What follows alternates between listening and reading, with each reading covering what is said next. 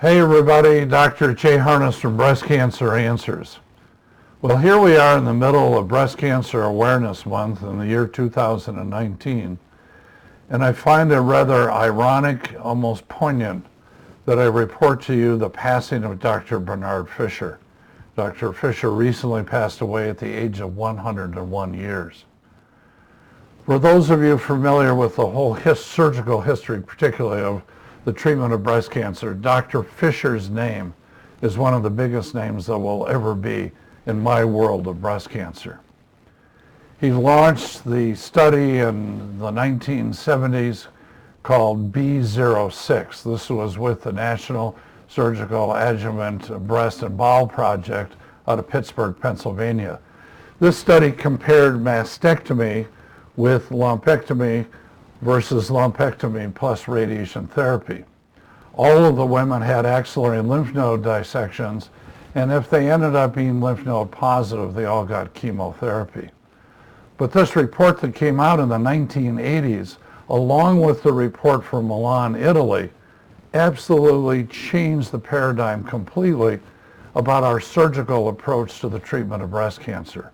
It meant for the first time that we had clinical trial evidence that women, not all women, needed mastectomy, and that they could be perfectly safe with lumpectomy, particularly when we added radiation therapy to it. In the mid-1980s, we were starting the Comprehensive Breast Center at the University of Michigan, and I remember there was a fair amount of controversy about Dr. Fisher because part of his approach and theory was that once a breast cancer became invasive and got through the cancer cells got through the basement membrane and started circulating around the body, that we needed to consider invasive breast cancer as a systemic disease. In other words, we needed to treat the whole body with the options of chemotherapy, anti-hormonal therapy, or both. There was a fair amount of controversy at that time on whether Dr. Fisher was right. And of course, we subsequently know that he was absolutely right.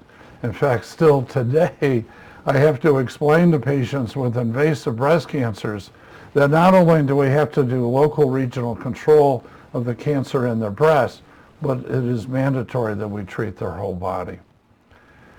You know, I was really privileged to have communicated directly with Dr. Fisher in 2008.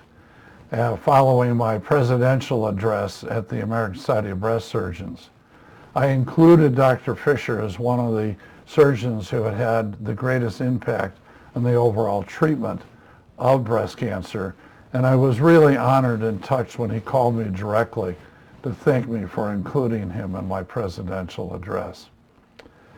So as we go through this month, Breast Cancer Awareness Month, it is with a great deal of sadness that we hear about the passing of Dr. Fisher, but Dr. Fisher will always be remembered as one of the true giants in the treatment of breast cancer, and one of those giants who really had an impact on changing our paradigm, changing our approach, and we are all better for it.